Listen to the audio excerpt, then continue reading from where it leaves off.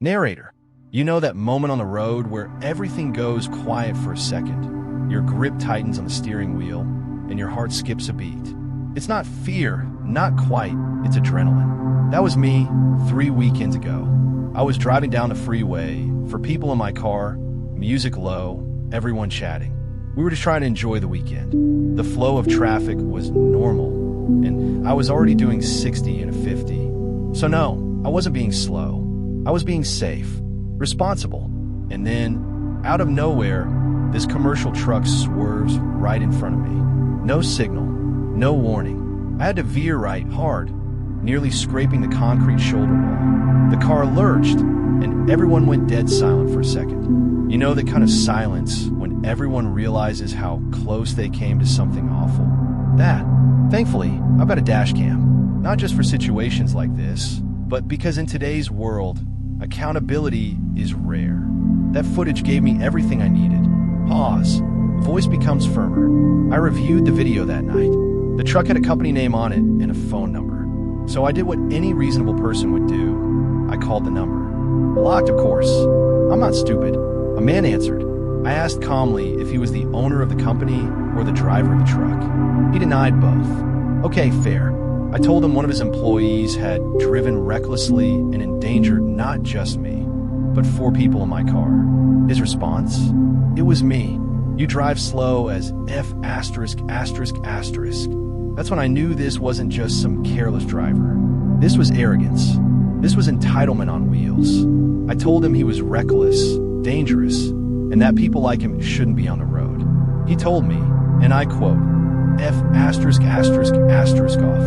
That's when I told him he messed with the wrong person. Music slowly builds in the background, like a plot unfolding. I work in tech, not just any tech, the kind that teaches you how to find things. Find people, records, digital footprints. Within an hour, I had a name, an address, a list of past traffic violations. By the end of the day, I knew where he worked, who owned the company, and this is where it got dark. I found his court records.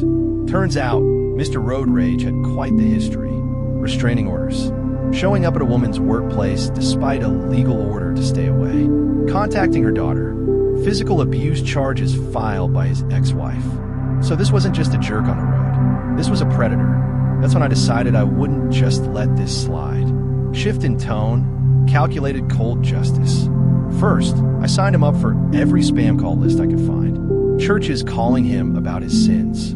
Scientology recruiting him as a new disciple.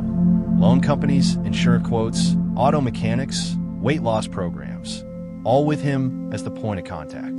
Then I listed his house for sale, for free, on a few shady real estate sites.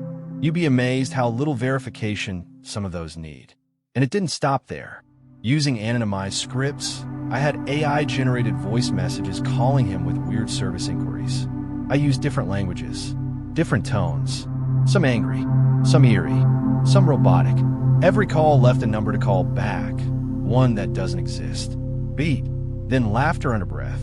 I also have a fun little text automation tool. Originally, I built it to test SMS reliability under heavy load.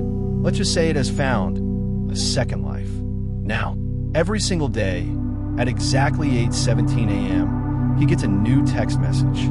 Each one is a different yoga pose with a name and description. Lotus, cobra, downward dog, tree pose, sometimes with images. There's no pattern, no way to opt out, just eternal zen. Music softens, shifts to something more reflective. I think it's petty, maybe, but there's something deeper here. Some people go through life thinking they're untouchable, that they can hurt others on the road, in relationships, in the workplace, and walk away without consequence. But every action has a reaction. He put my life and others at risk that day. He screamed at me like I was nothing. So I made sure that every day, something reminds him that the internet never forgets. I never sent the video to the Department of Transportation. Not yet. I still might. I kept it as leverage. Sometimes, justice doesn't come in the form of a courtroom or a police report. Sometimes it's just a never-ending stream of spam. A confused realtor knocking on your door. A phone vibrating at 2 a.m. with a voice whispering about salvation. Sometimes revenge is served not cold, but in bits and bites. And me? I sleep just fine.